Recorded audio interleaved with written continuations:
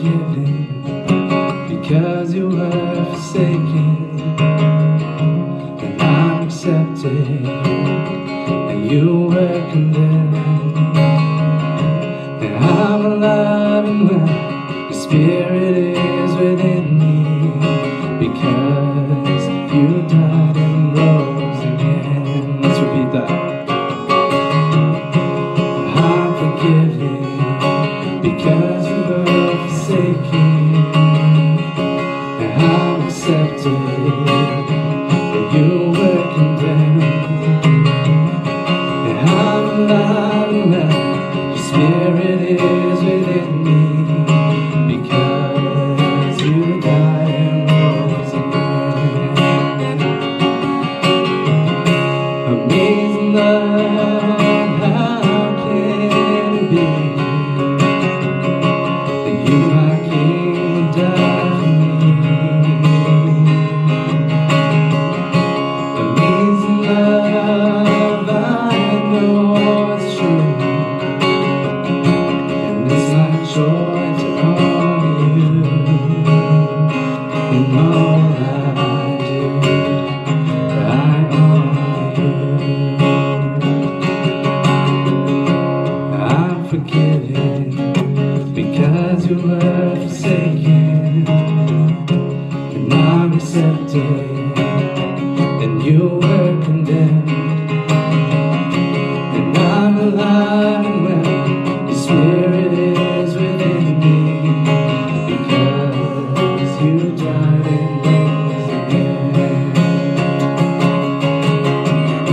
Amazing love, how can it be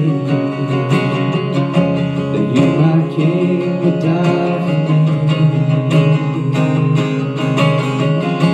Amazing love, I know it's true, and it's my joy to honor you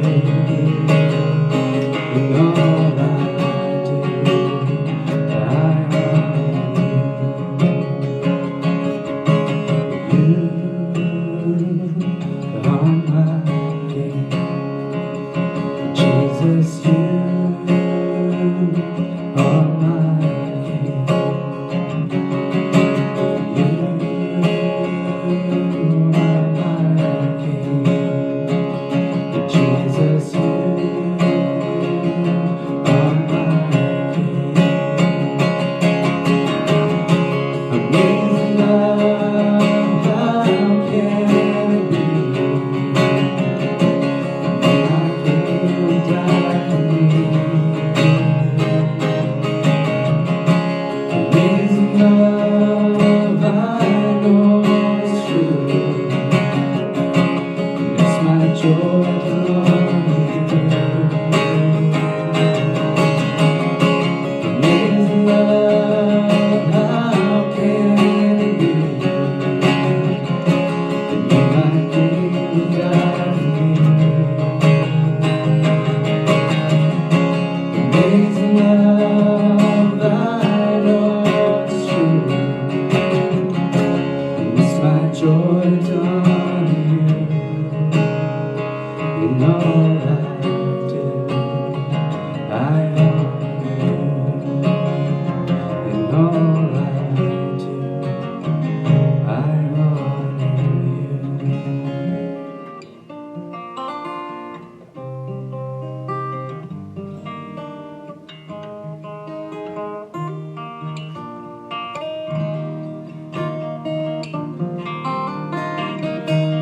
You are my strength when I am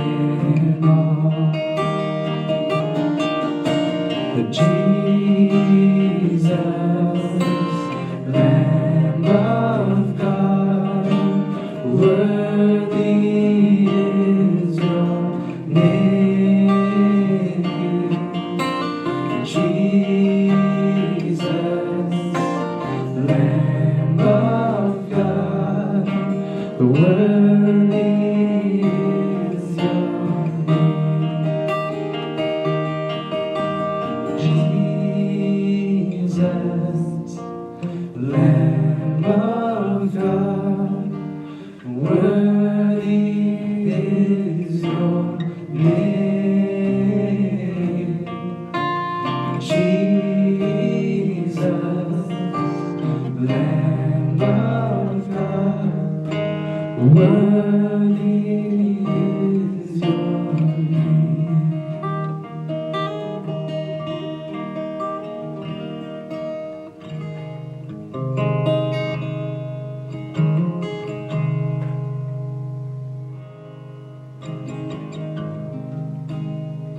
I cast my mind to Calvary, where Jesus bled and died for me. I see his wounds, his hands, his feet, my Savior on that cursed tree.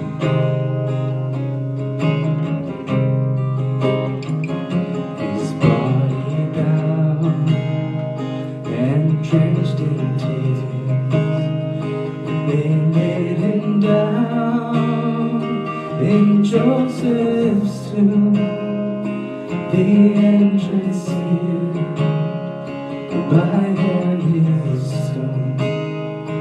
Messiah still and all alone.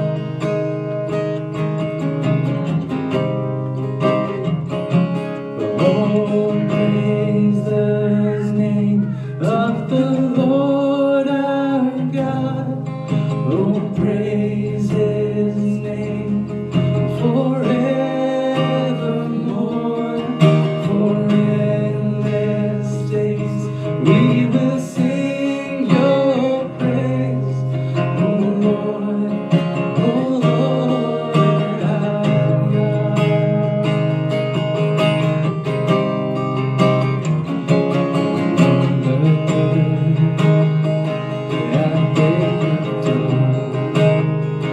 The Son of Heaven rose again. Oh, tremble death, where is your sting? The angels roar for Christ the King.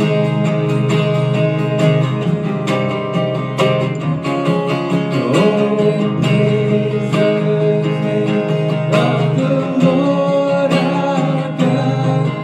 Oh, praise his name forevermore. For endless days we will sing your praise. Oh Lord, our God. Oh, praise the name of the Lord our God. Oh, praise his name forevermore. For endless days we will sing your praise. Oh Lord, our God. He shall return in robes of light, the blazing sun shall pierce the night, and I will rise among the saints, my gaze transfixed on Jesus' face.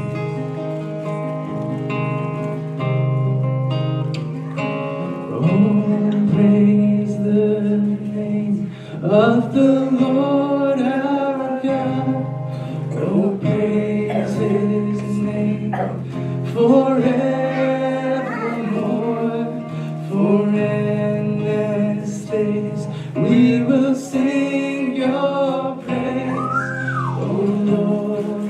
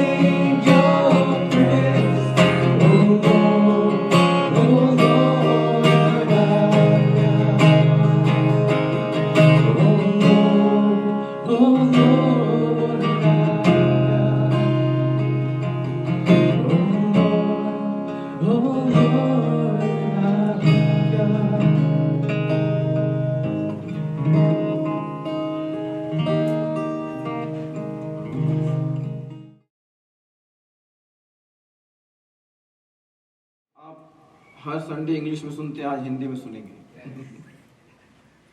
प्रभु परमेश्वर हमारा महान है। Language से कुछ नहीं होता, बस समझ में आना चाहिए कि परमेश्वर का वचन क्या कहता है। मैं पास्टर डेविड का, पास्टर अमित का, कांग्रेगेशन का धन्यवाद देता हूँ। एक छोटी सी दुआ करेंगे, अपनी आंखों को बंद करेंगे। हमारे महान और जीवित परमेश्वर पिता, हम धन्यवाद देते हुए यीशु मसीह के नाम में आपके पास आते हैं और हम पवित्र आत्मा की सहायता में, अगुवाई और सामर्थ में दुआ करना चाहते हैं। प्रभु, हम धन्यवाद देते हैं कि आपके भवन में है प्रभु, और आपके लोग भी हैं। वचन आपका है, समय भी आपका है प्रभु, और मैं आपके ही वचन का प्रचार करने जा रहा हूं प्रभु। मेरी नम्रता, दीनता से जीसस के नाम में दुआ है प्रभु, अपनी आत्मा के द्वारा हमारी अगुवाई करें। और प्रभु परमेश्वर, हम प्रभु परमेश्वर पिता आपके वचन को प्रचार कर सकें। वचन तो आपका है प्रभु, और हम दुआ करना चाहते हैं जीसस के नाम में, बोलने वाले सुनने वालों को दोनों को यीशु मसीह के नाम में बहुत ब्लेसिंग्स मिले, हम आत्मा से भरे जाएं प्रभु। इसलिए मैं पवित्र आत्मा से निवेदन करता हूं, पवित्र आत्मा आप इस पूरे हॉल को अपने आगोश में लें, मुझे भी ले प्रभु परमेश्वर पिता, ताकि हमारा तालमेल अच्छा रहे प्रभु, और वचन समझ में आने पाए। जीसस के नाम से दुआ को मांगते हैं, आमीन।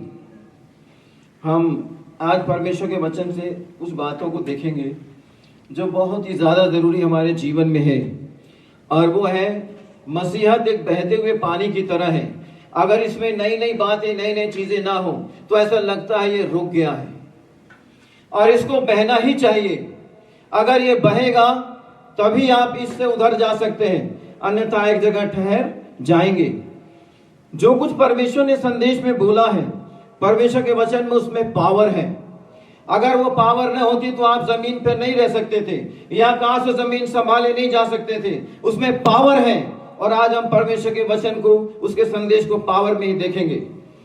और हम प्रचार कर रहे हैं जीसस का और सर्वशक्तिमान परमेश्वर का। हालांकि सब मिला के हम जानते हैं, चाहे जीसस हो, होली स्पिरिट हो, गॉड हो, ये सब एक ही है। अगर मैं जीसस बोलता है इसका मतलब मैं परमेश्वर बोलता हूं, अगर मैं परमेश्वर बोलता हूं इसका मतलब होली स्पिरिट बोलता हूं। तो हम परमेश्वर का संदेश देखेंगे, ऐसे व्यक्ति जो संसार में आज तक कभी हुआ नहीं, और यीशु मसीह के समान कोई आज तक आया नहीं, और न कभी दुनिया में कोई आएगा। और वचन कहता है इस दुनिया के अंदर केवल मनुष्य का उद्धार, मानव सभ्यता का उद्धार जीसस से, अन्यथा किसी से नहीं है। वचन जो शब्द होता है उसमें सामर्थ होती है, और अगर सामर्थ नहीं हो तो वचन अपना काम नहीं कर पाएगा।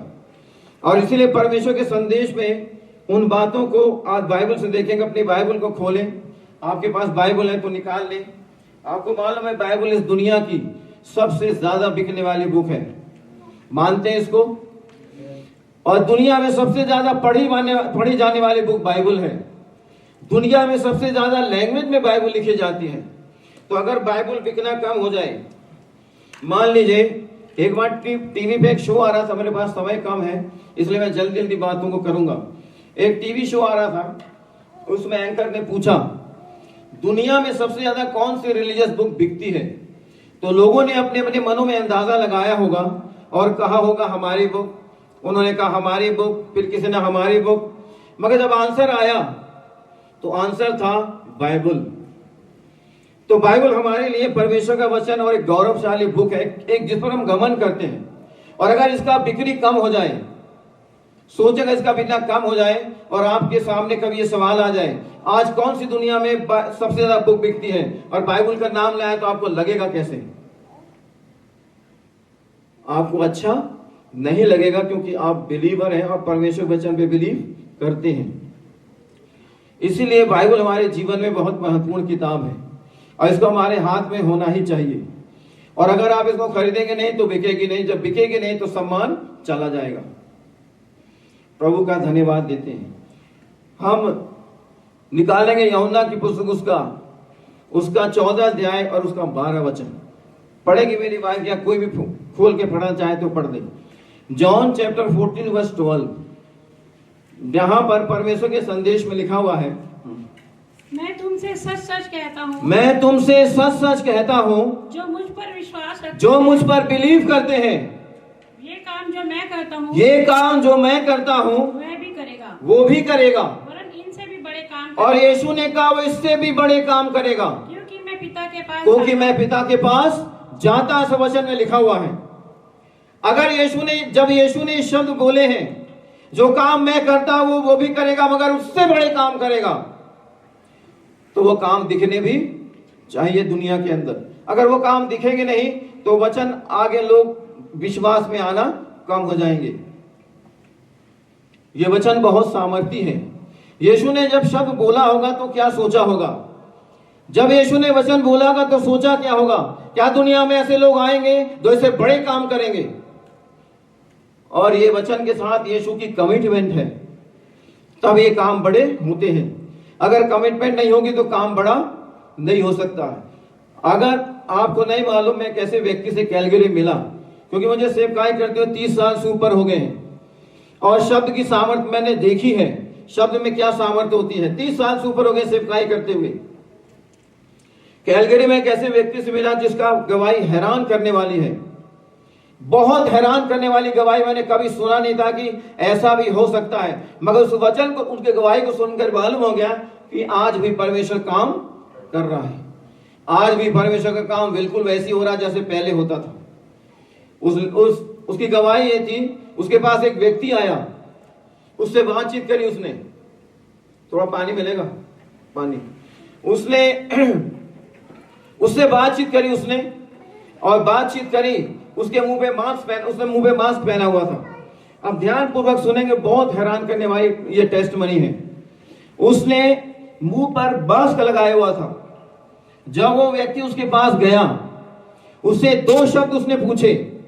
2 शब्द पूछने के बाद जैसे उसने अपने मुंह से मांस हटाया, ध्यान से सुनेंगे, जब उसने अपने मुंह से मांस हटाया,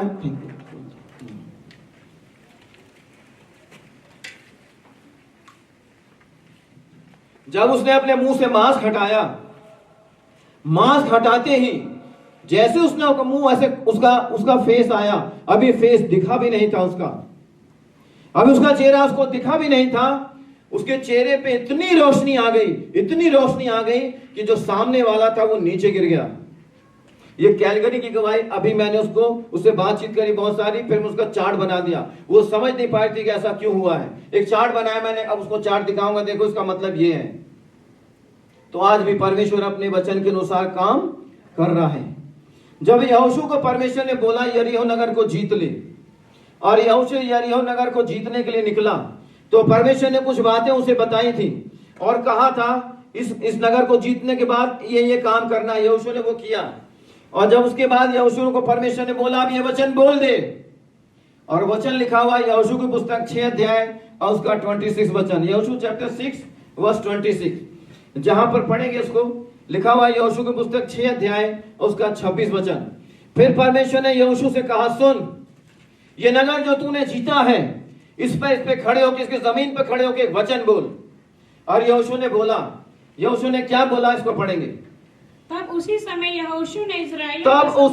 यहोशू ने इस्राएलियों को देखते हुए एक वचन बोला, शपथ रखी और कहा, जो भी मनुष्य इस नगर को उठकर बनाएगा, यरीहो को फिर से बनाएगा और यरीहो को दोबारा बनाएगा, वो यहोवा की ओर से श्रापित होगा। ये वचन नाश होने के लिए बोला गया था। और वचन जीवन भी देता है, और वचन नाश करने के लिए बोला जाता है। वचन डिस्ट्रॉय भी करता है, और वचन जीवन भी देता है। और क्या बोला उसने उसके आगे, जब वो उसकी नींव डालेगा, लिखा हुआ जब उसने उसकी नींव डाली, तब उसका जेठा, जब उसकी नींव डालेगा तब उसका जेठा बेटा मरेगा। और जब वो उसके फाटक लगाएगा, और जब वो उसके फाटक को खड़ा करेगा, तब उसका छोटा पुत्र मर जाएगा। बाइबल में लिखा हुआ उसका छोटा बेटा मर जाएगा। ये वचन परमेश्वर ने बोला, यहोशू से बोला, यहोशू ने बोला। 50 साल निकल गए, वचन की पावर बनी हुई थी। 100 साल निकल गए, वचन की पावर बनी हुई थी। 150 साल निकल गए, वचन की पावर बनी हुई थी। 250 साल निकल गए, वचन अपनी जगह बना हुआ था। 300 साल निकलने के बाद भी वचन वहीं बना हुआ था। अब सोचें, साल पर साल निकलते जा रहे हैं, वचन वहीं पर बना हुआ, क्योंकि उसमें पावर है। वचन के अंदर सामर्थ है। जो कुछ परमेश्वर कहता आप बोलो और आप बोलेंगे, उसमें पावर है। 400 साल निकल गए, वचन अपनी जगह बना हुआ था। 500 साल निकल गए, वचन अपनी जगह बना हुआ था। तब अचानक एक व्यक्ति, उसका नाम था हियेल उस व्यक्ति का नाम था। और ये पहला राजा उसका 16 अध्याय उसका 34 वचन में लिखा हुआ है। फर्स्ट किंग पहला राजा उसका 34 अध्याय उसका 16 अध्याय उसके 34 वचन को पढ़े, देखिए क्या लिखा हुआ है। पहला राजा चैप्टर 16 वर्स 34। एक व्यक्ति था जिसका नाम था हियेल, और अहाब राजा के दिनों के अंदर, ऐसा बाइबल में लिखा हुआ है। उसके दिनों में फर्स्ट किंग चैप्टर 16 वर्स 34 लिखा हुआ है, उसके दिनों में बेतेल वासी हियेल ने यरीहो को फिर से बनाया। हियेल ने यहूदा को यरीहो को फिर से बनाया। जब उसने उसकी नींव डाली, लिखा जब उसने उसकी नींव डाली, तब उसका जेठा पुत्र अबीराम मर गया। उसकी नींव डालते हुए। ये कब पूरा हुआ? 500 साल भी बीत गए, उसके बाद भी वचन बना हुआ था। और जब यीशु ने अपने वचन में ये बोला तुम मुझसे बड़े काम करोगे, वो आज भी बना हुआ है, वो टलने वाला नहीं है। उसके अंदर आपको आकर काम को करना पड़ेगा। और परमेश्वर चाहता आप निर्माण करें, निर्माण करेंगे, ऐसा परमेश्वर चाहता मनुष्य निर्माण करें, क्योंकि परमेश्वर भी निर्माण करता है। जब यीशु ने अपने चेलों को आदेश दिया सारी सृष्टि में जाओ और परमेश्वर के वचन का प्रचार करो, और जो विश्वास करे बपतिस्मा ले उसका उद्धार हो जाएगा, तो यीशु ने उन्हें क्यों भेजा? निर्माण करने के लिए भेजा। एक ऐसे राज का निर्माण करने के लिए भेजा जिस राज की चर्चा यीशु ने अपने पहले प्रचार में करी। सबसे पहला प्रचार यीशु ने कौन सा किया था बाइबल के अंदर? जब यीशु ने बोला, मत्ती की पुस्तक 4 अध्याय चैप्टर 17, यीशु ने बोला मन फिराओ क्योंकि स्वर्ग का राज। एक निर्माण करने के लिए परमेश्वर का पुत्र उतरा है और निर्माण कर रहा है, उसके लोगों को भी निर्माण करना है। अब हम यहोशू की पुस्तक पर आएंगे। जब 500 साल बीत गए, तब हियेल ने एक काम किया, उसने इसकी नींव डाल दी, और हियेल को भी नहीं मालूम था वो वचन बना हुआ है। हियेल को भी नहीं मालूम था वो वचन बना हुआ है। अगर उसे मालूम होता तो हियेल कभी ऐसा काम नहीं करता। जब हियेल घर लौट कर आया, तब वचन में लिखा हुआ उसका बेटा अबीराम बगैर किसी बीमारी के, कोई बीमारी नहीं है, किसी ने मारा नहीं, कुछ नहीं हुआ। जब घर में आके देखा भीड़ लगी हुई है, तब उसने देखा उसका बड़ा बेटा मरा हुआ है। ये कब हुआ? 500 साल के बीतने के बाद भी, क्योंकि शब्द में पावर है। हियेल यही नहीं रुका, क्योंकि उसका मालूम नहीं था। आज भी लोगों को मालूम नहीं होता। परमेश्वर जो कहा वो बना हुआ है। परमेश्वर ने जो कहा आकाश बना हुआ, उसकी दृष्टि मनुष्य के ऊपर रहती है। और जैसे उस मनुष्य उससे बाहर जाएंगे या उसके अंदर आएंगे, उनके ऊपर वो वचन प्रहार करेगा या उन्हें जीवन देगा। क्योंकि बाइबल बताती है तू अपने वचनों से निर्दोष और अपने वचनों से दोषी ठहरेगा। तू निर्माण कर ले या डिस्ट्रॉय कर दे, ये दोनों बातें किसके हाथ में है? हमारे हाथ में। जब परमेश्वर ने मोसेस को चुना, मूसा को चुना, और जब इजराइल को लेके वो लाल समुद्र के पास खड़ा हुआ और पीछे से फिरौन की सेना आ रही थी, तो वहां पर मूसा बोलने लगा तुम आज परमेश्वर के कार्यों को देखोगे। अगर परमेश्वर चाहता क्या था करना? परमेश्वर क्या चाहता था कि मोसेस करे? परमेश्वर जब वो बोलता रहा इजराइलियों से, वो बोलता रहा, वो लगातार बोलता रहा इजराइलियों से, परमेश्वर के महान कार्यों को देखोगे। परमेश्वर ने कहा ऐसा तू बोल मत। तू बार बार मेरी दुहाई क्यों दे रहा है? तू ऐसा मत बोल, जो काम तुझे सौंपा वो कर। तो खुदा ने, परमेश्वर ने हमें आज भी बोला है, जब हम यीशु मसीह के नाम से दुआ करते हैं, तो हमने कहते यीशु मसीह आके इसे चंगा कर दे, क्योंकि यीशु ने आपको पहले बोल दिया जाओ और चंगा करो, जाओ और चंगा करो, क्योंकि आपको निर्माण करने के लिए दिया गया है और आपके शब्दों में सामर्थ होनी ही चाहिए। और परमेश्वर चाहता आपके शब्दों में सामर्थ हो। उसके बाद एक घटना घटी, और घटना ये घटी जब हियेल वापस घर लौटा। अबीराम मरा हुआ था, हियेल रुका नहीं, वो फिर लौट कर गया। जो नींव उसने डाली थी उसमें वो दीवारें खड़ी करने लगा। दीवारें खड़ी करते करते जब उसने उसके फाटक खड़े किए, तो बड़ी शांति से फिर दोबारा घर लौट कर आया। जब घर लौट कर आया, तब देखा घर में फिर मातम पसरा हुआ है। वो नहीं समझ पाया, एक बेटा वो खो चुका था, उसको नहीं मालूम था दूसरा बेटा पहला क्यों गया और दूसरा भी क्यों गया। अगर हियेल को मालूम हो जाता परमेश्वर का वचन बना हुआ है, जैसे अगर आज हम ये बात को अपने दिल में रख ले, दिमाग में बैठा ले, परमेश्वर का वचन बना हुआ है। अगर हम उसके विरुद्ध जाएंगे, परमेश्वर को कहने की जरूरत नहीं पड़ती कभी। परमेश्वर को कभी कुछ कहने की जरूरत नहीं पड़ती है। वो वचन अपने आप से आपके पास आ जाएगा, आपको पता भी नहीं चलेगा, क्योंकि ये गॉड का वचन है, मेरा नहीं है।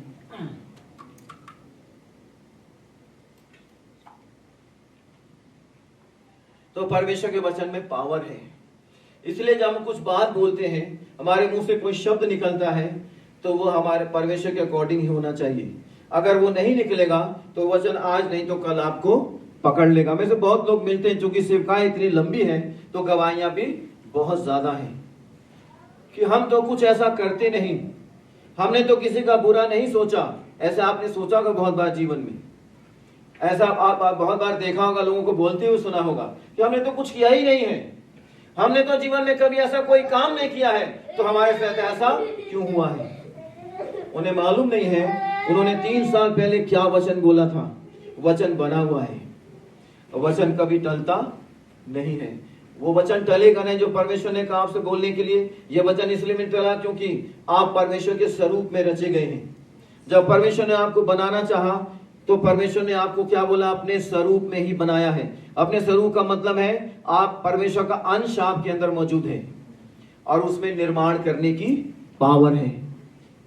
अगर निर्माण करने की पावर नहीं होती तो यीशु मसीह कभी नहीं कहते जो काम मैं करता हूं वो तुम भी करोगे। यीशु ने उस पर जोर दिया है, उस पर जोर देके बोला है, मैं सच सच कहता हूं जो काम मैं करता हूं वो तुम भी करोगे, मगर इससे भी बड़े काम, इससे बड़े काम करोगे। ये शब्द जीसस के हैं और इसके साथ यीशु की कमिटमेंट है। अगर यीशु की कमिटमेंट है तो आगे कौन बढ़ेगा? आगे आप बढ़ेंगे। जब आप आगे बढ़ेंगे तब कमिटमेंट पूरी होती है परमेश्वर के संदेश की। इसलिए परमेश्वर ने मूसा से कहा तू मेरी दुहाई क्यों देता है, तू मुझे क्यों कहता है तू इस्राएलियों से कि परमेश्वर के काम देखोगे, अरे वो काम करने की ताकत तेरे पास मैंने दे रखी है, इस लाठी को उठा, वो तेरी पावर है। तब मूसा ने लाठी उठाई, वचन लिखा, समुद्र 2 भागों में बढ़ जाता है। इसलिए परमेश्वर का जो राज्य है वो बातों में नहीं, वो परमेश्वर के काम की सामर्थ्य में है, परमेश्वर की सामर्थ्य में है। इसलिए 1 कुरिन्थियों उसके 4 अध्याय उसके 20 वचन में लिखा, पढ़ ले, आप कोई भी मिल जाए तो पढ़ दे। 1 Corinthians chapter 4 verse 20, 1 कुरिन्थियों 5 अध्याय 20 वचन। देखिए वहां पर क्या लिखा हुआ है, पढ़ देंगे जोर से, कोई भी पढ़ दे। मुझे एक लिमिटेड टाइम में इसको खत्म करना है, इसलिए मेरे पास समय कम है। हाँ, 1 कुरिन्थियों 4 अध्याय उसका 20 वचन। क्योंकि परमेश्वर का राज्य बातों में लिखा हुआ, परमेश्वर का राज्य बातों में नहीं है परंतु सामर्थ्य में है। परमेश्वर का राज्य सामर्थ्य में है। सामर्थ्य से ही वो संभालता है, सामर्थ्य से आप चलते फिरते हैं। जब आप अपने घरों में जाते हैं, रात हो जाती, काम से लौट कर आते हैं, टीवी देखते हैं या बातें करते हैं और सो जाते हैं, आपको मालूम भी नहीं है परमेश्वर अपने अनुग्रह को रिन्यू कर रहा है। ये बात आपने कभी नहीं सोची होगी। आप रात्रि में सो रहे, अपने फैमिली से बात कर रहे, आप नींद में चले गए, मगर परमेश्वर ने उस समय को खत्म होने से ठीक पहले अपने अनुग्रह को रिन्यू कर दिया, क्योंकि बाइबल ऐसा कहती है परमेश्वर उसको रिन्यू करता है। रिन्यू करने का कारण है, परमेश्वर रिन्यू क्यों कर रहा है, उसका एक बड़ी वजह है, क्योंकि यीशु का इंतजार अभी हो रहा है। प्रभु यीशु मसीह के आने तक वो रिन्यू होता ही रहेगा, और जब यीशु का संदेश, जब यीशु का चिन्ह आकाश में दिखाई देगा, रिन्यू बंद हो जाएगा। ये भी बाइबल के अंदर लिखा हुआ कि परमेश्वर प्रति भोर रिन्यू करता है अपनी करुणा को, अपने अनुग्रह को। अगर रिन्यू ना करे तो परमेश्वर का नेचर जो बाइबल के अंदर लिखा हुआ है, उस परमेश्वर के नेचर को पढ़ेंगे आप तो आपको डर लगेगा, आपको डर लगेगा परमेश्वर के नेचर को देखकर, क्योंकि नेचर उसका ऐसा है। लिखा बाइबल के अंदर, तेरी आंखें इतनी शुद्ध हैं, तेरी आंखें इतनी शुद्ध है कि तू बुराई को देख भी नहीं सकता, देख नहीं सकता, ऐसा वचन में लिखा हुआ है। तो देख क्यों रहा है? अगर वो नहीं देख सकता तो करेगा क्या परमेश्वर? 1 घंटा, मैं तो 1 घंटा ज्यादा बता रहा हूं, 1 घंटा ये दुनिया नहीं चलेगी। हबक्कुक चैप्टर 1 वर्स 13 में लिखा हुआ है। पहले ये वचन पढ़ दे जो मैंने आपसे बोला, पढ़ दे। विलाप गीत, लेमेंटेशन चैप्टर 3 वर्स 22, विलाप गीत की पुस्तक उसका 3 अध्याय उसका 22 वचन। देखिए क्या लिखा हुआ है, हम मिट नहीं गए, लिखा है हम मिट नहीं गए, ये यहोवा की महाकरुणा, ये परमेश्वर की महान करुणा का फल है, क्योंकि उसकी दया अमर उसकी है, दया अमर है, प्रति भोर और लिखा प्रति भोर वो नहीं होती रहती है। तो आप सोचें, आप तो रात्रि में सो जाते हैं, आपको मालूम नहीं हो रहा परमेश्वर स्वर्ग में एक बड़ा काम कर रहा है और आपके लिए कर रहा है। इसलिए अगर आपके लिए नहीं करेगा तो परमेश्वर की पावर के कारण, उसकी पवित्रता की होलीनेस के कारण ये दुनिया 1 घंटा नहीं चलेगी। सिर्फ मैं तो 1 घंटा ज्यादा बोल रहा हूं, 1 घंटा से भी कम में दुनिया नहीं ये टिकेगी नहीं, क्योंकि परमेश्वर इतना होली परमेश्वर है, वो बुराई को देख भी नहीं सकता, फिर भी वो बुराई को देख रहा है, क्योंकि उसके लिखा बाइबल के अंदर उसकी करुणा प्रति भोर नहीं हो जाती है। और आज भी जब आप इस चर्च में आए हैं और अपने घरों में लेटे हुए जब सुबह का दिन आपने देखा है, उसकी करुणा रिन्यू हो गई है, क्योंकि बाइबल बताती है हबक्कुक नबी की पुस्तक 1 अध्याय 13 वचन में लिखा हुआ है, तेरी आंखें इतनी शुद्ध हैं, तेरी आंखें इतनी शुद्ध हैं कि तू बुराई को देख भी नहीं सकता है। प्रेज द लॉर्ड, परमेश्वर का धन्यवाद देते हैं। इसलिए परमेश्वर चाहता मैं और आप मिलकर निर्माण करना सीखें। जब निर्माण करेंगे, परमेश्वर चाहता हम और आप मिलकर निर्माण करें, एक ऐसे माहौल का निर्माण करें जिसमें यीशु की दुल्हन बड़ी सेफ रहे और तैयार रहे और कलीसिया बढ़ती चली जाएगी।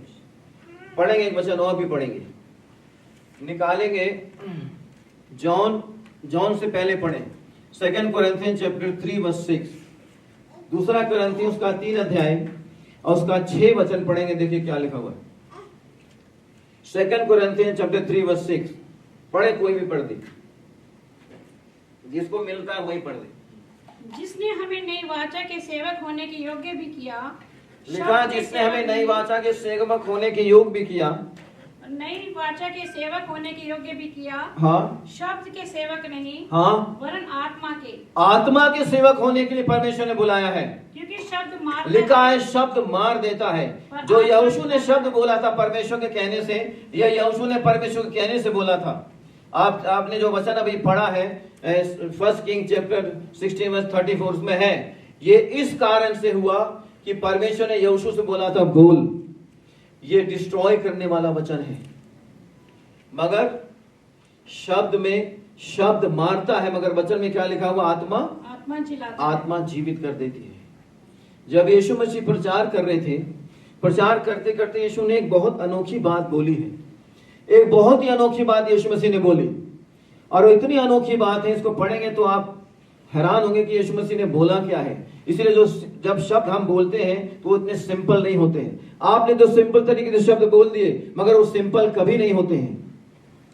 वचन में लिखा, तू अपने शब्दों से पकड़ा तो शब्द बने रहेंगे, वर्ड्स बने रहेंगे। 1000 साल बीत जाए, 2000 साल बीत जाए, 5000 साल बीत जाए, वर्ड्स बने रहते हैं। पढ़ेंगे उस वचन को, जॉन चैप्टर 6 वर्स 63, यूहन्ना की पुस्तक उसका 6 अध्याय और उसका 63 वचन पढ़ेंगे। देखिए क्या लिखा हुआ है, यूहन्ना की पुस्तक 6 अध्याय उसका 63 वचन पढ़ दें। आत्मा तो जीवनदायक। जब यीशु मसीह बातें कर रहे थे तो बातें करते करते यीशु मसीह ने एक बड़ा अजीब सा शब्द बोला, और यीशु ने शब्द क्या बोला, आत्मा तो जीवनदायक है, आत्मा तो जीवनदायक है, शरीर से कुछ लाभ नहीं, और बॉडी से कोई भी लाभ नहीं है। जो बातें मैंने तुमसे, जो शब्द मैं तुमसे बोल रहा हूँ वे आत्मा है, वो स्पिरिट है और जीवन भी है। अब आप सोचें यीशु मसीह क्या बोल रहे हैं, जो शब्द मैं तुमसे बोल रहा हूँ वो स्पिरिट है। इसीलिए मिरेकल होते हैं, क्योंकि वर्ड के साथ स्पिरिट भी आती है, क्योंकि परमेश्वर ने आपको आत्मा, अपना अंश आपके अंदर दे रखा हुआ है। परमेश्वर ने अपना अंश आपके अंदर दे रखा हुआ है। इसलिए वचन कहता है कि शब्द तो मार देता है, मगर आत्मा जीवन देती है। आप अच्छे के लिए बोले या बुरे के लिए बोले, दोनों प्रकार से शब्द टिका हुआ रहता है। सोचे परमेश्वर आपका, अगर हमारा परमेश्वर न्याय करे तो वो करेगा कैसे? कैसे करेगा परमेश्वर हमारा न्याय? कैसे करेगा? क्योंकि आपके शब्द, आपके काम बने हुए हैं, आपके काम टिके हुए हैं, वो जाते नहीं है।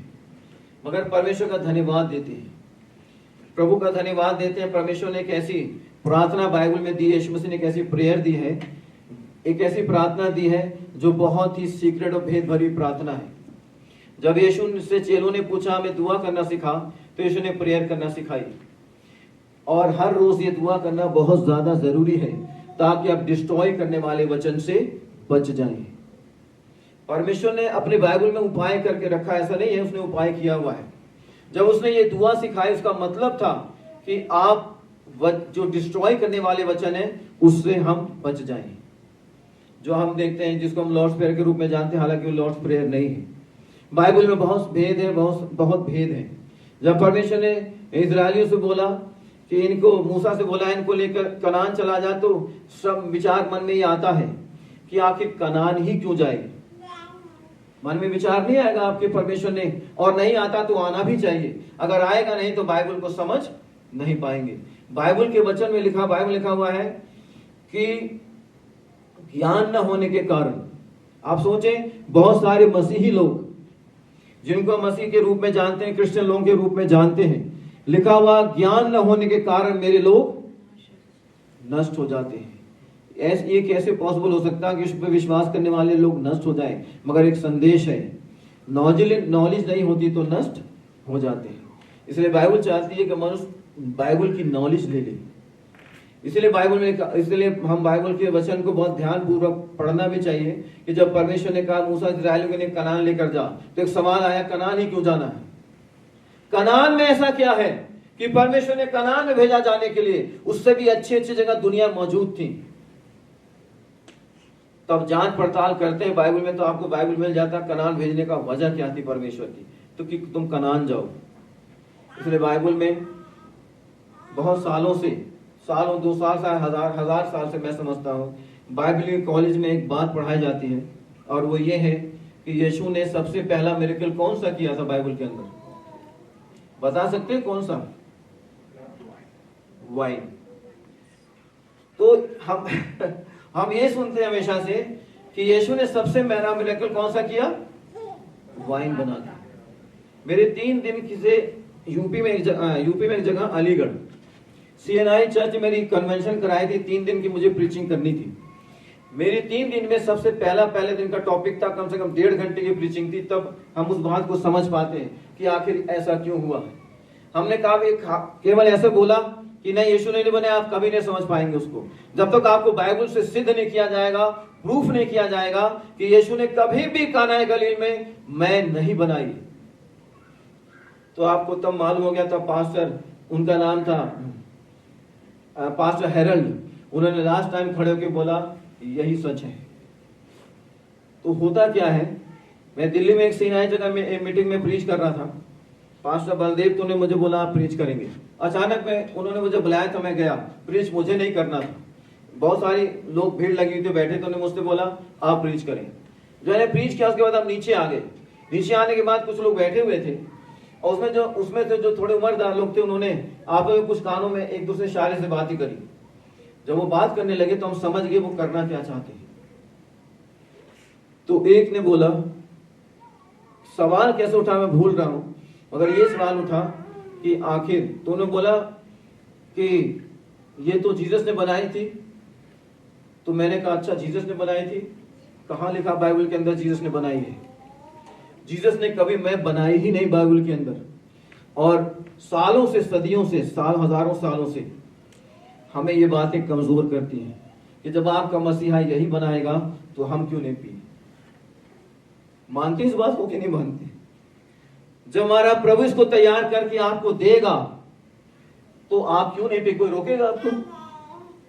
कौन रोकेगा आपको पीने से? क्योंकि ये बाइबल में लिखा हुआ है।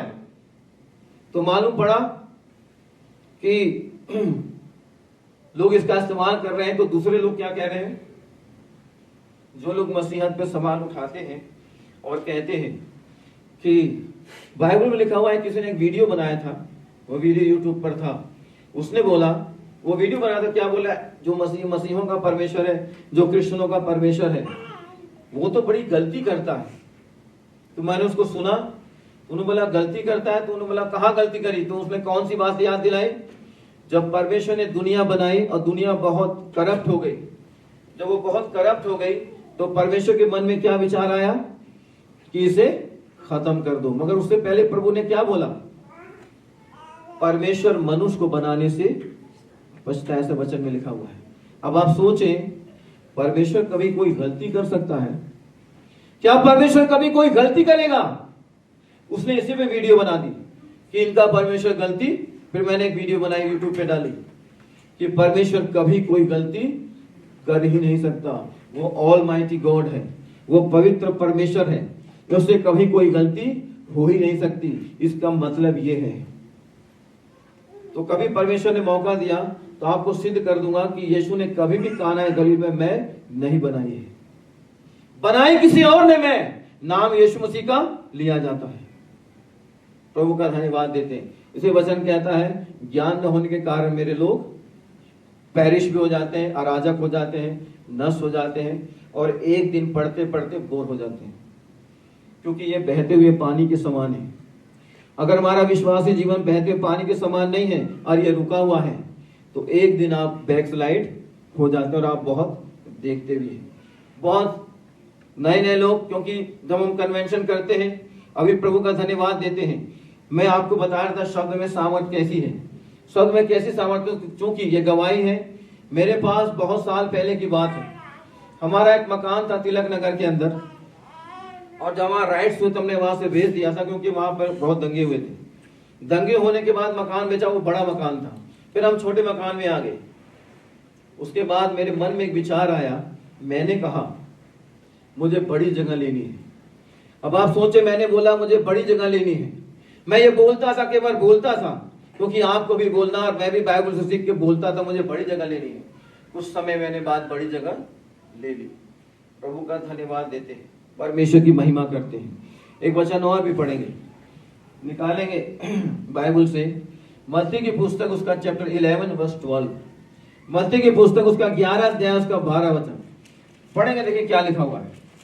यीशु मसीह ने कहा, और ये हैरान करने वाला शब्द है। यीशु ने जो कहा वो हैरानी करने वाला शब्द है, क्योंकि यीशु ने हमें क्या दिखाई है? नम्रता, दीनता, संयम, धीरज, ये सब यीशु ने सिखाया। मगर यीशु ने क्या बोला यहाँ पर? यूहन्ना बपतिस्मा देने वाले के दिनों से, लिखा यूहन्ना बपतिस्मा देने वालों के दिनों से लेकर और आज तक। मैं कहता हूँ आज तक भी, जब चर्च में बैठे हो आज तक भी, और कल संडे बैठेंगे तब पर भी, और आने वाले तमाम संडे बैठेंगे तब पर भी। क्या लिखा बाइबल के अंदर? स्वर्ग के राज में बलपूर्वक प्रवेश हो रहा, बल ताकत से प्रवेश हो रहा, और बलवान उसे छीन लेते हैं, और बलवान उसे छीन लेते हैं। अगर आपके पास बल नहीं है तो स्वर्ग के राज में प्रवेश करना कठिन काम है। जब हम कहते हैं, बाइबल पढ़ते हैं, किसी ने प्रचार किया विश्वास करो और जीवन पाओ, ये इतना ही काफी नहीं है। विश्वास तो दुष्ट आत्माएं भी करती हैं, ऐसा बाइबल में लिखा हुआ है। पता ना, बाइबल लिखा हुआ है दुष्ट आत्माएं भी बिलीव करती हैं, दुष्ट आत्माएं भी विश्वास करती हैं। तो हमारे बिलीव में और दुष्ट आत्मा बिलीव में क्या अंतर है? दोनों जगह दोनों बिलीव कर रहे हैं। वो भी विश्वास करते हैं परमेश्वर एक है, हम भी करते हैं। तो क्या फर्क है हमारे उसमें? कोई फर्क नहीं है। मगर यहां पर तो उनके लिए यह भी लिखा हुआ है, वो विश्वास करती और थरथराती भी हैं। वो बिलीव भी करती हैं और थरथराती भी हैं। मगर बताइए, मनुष्य थरथराते हैं। आप सुबह से शाम तक चेक कर लीजिए अपने जीवन को, क्या कहीं थरथराहट होती है? दुष्ट आत्माएं थरथराती हैं। तो वो कहता है, वचन में लिखा हुआ है, बगैर आज्ञा पालन के विश्वास सिद्ध नहीं होता है। केवल बिलीव से आप स्वर्ग के राज में चले जाएंगे, ऐसा पॉसिबल नहीं है। इसलिए अगर हम जीवन में शब्द की सामर्थ को पहचानेंगे तो हम जानेंगे अच्छे से कि हमें पावर की जरूरत होती है। हमारे शब्दों में पावर चाहिए, पावर। जब हम प्रार्थना करते हैं तो हम कहते हैं, प्रभु यीशु मसीह आप स्वर्ग से आए इस व्यक्ति को चंगा कर दीजिए, क्योंकि यीशु ने ऐसा कहा नहीं। यीशु ने कहा जाओ और चंगा करो। जब अगर हम ऐसा बोलेंगे, प्रभु आप आए और इन्हें चंगा कर दें, तो परमेश्वर मूसा की जैसे बोला, मूसा हमारे लिए बोल दे, हमारे लिए भी परमेश्वर बोल देगा, तू मेरी दुहाई क्यों देता है? मैंने सामर्थ दी हुई है, क्योंकि मैंने ही कहा है जो काम मैं करता हूं वो तुम भी करोगे, मगर इससे बड़े काम। इसके साथ यीशु की कमिटमेंट है। यीशु की कमिटमेंट का मतलब है जब आप ये जान लेंगे कि आपके अंदर सामर्थ्य है, आप इसलिए बनाए गए हैं कि ताकि आप निर्माण करें, तब यीशु अपनी कमिटमेंट को अपने आपके वचनों से पूरा कर देगा। प्रभु मेरे, इसलिए मैं कहता हूं मेरे पास समय बहुत कम है, क्योंकि ऐसी प्रीचिंग के लिए समय ज्यादा चाहिए होता, ताकि मैं आपको और भी बाइबल की भेद की बातें बता दूं, ये समय हमारे लिए बहुत कम होता है, मगर फिर भी जो आज वचन प्रचार किया, प्रभु उस पर बहुत आशीष और बरकत दी। Thank you Lord Jesus. Thank you, Pastor Singh, for preaching the Word of God for us. The summary that I just wanted to give you in English is that there is power in the Word of God. God has given us authority in our speech, so we need to use it to glorify God and to use it with authority. Okay, so that's a little summary that I just wanted to give you guys. Before we head out to the next session, we're going to pray for the offering, and then I'll request the worship team to please come forward. We're going to pray for the offering and take offering this evening. Dear God, we thank you and we praise you for, Lord, you are in control. Lord God, we believe in you, that you have power to heal, you have power to do miracles and wonders, O Lord Jesus Christ. And you are that way maker for us, O Lord Jesus. And Lord, we just want to lift your name on high because you have made that way for us. Lord, today you have said in John chapter 16 verse 33 that no matter you are in this world, you might have many troubles, but do not worry. I have overcome the world for you. Lord, there are many times we as human beings try to win many battles that's supposed to be won by you, O God. Lord, we want to tell you that, Lord, you are in control. We as flesh, sometimes we feel the weakness, but Lord, the spirit that is within us is strong. The spirit that is within us will never be defeated, Lord. Because, Lord, you have sealed us for eternity, O Lord Jesus. No matter we fall sick today, or no matter we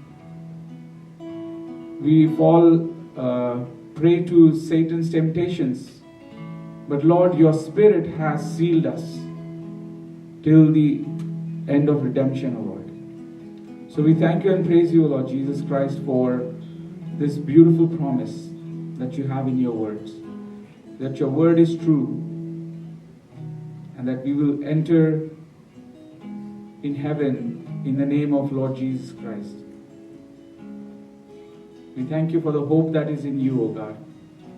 And with that hope you have taught us to give.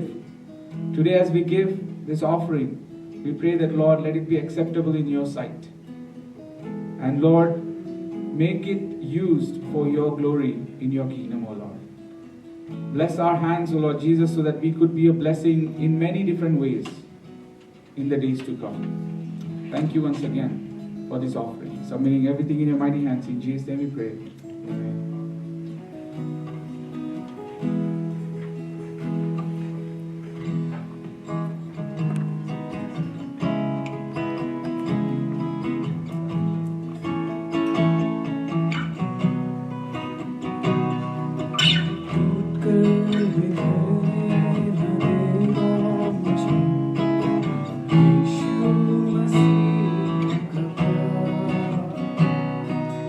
जिसने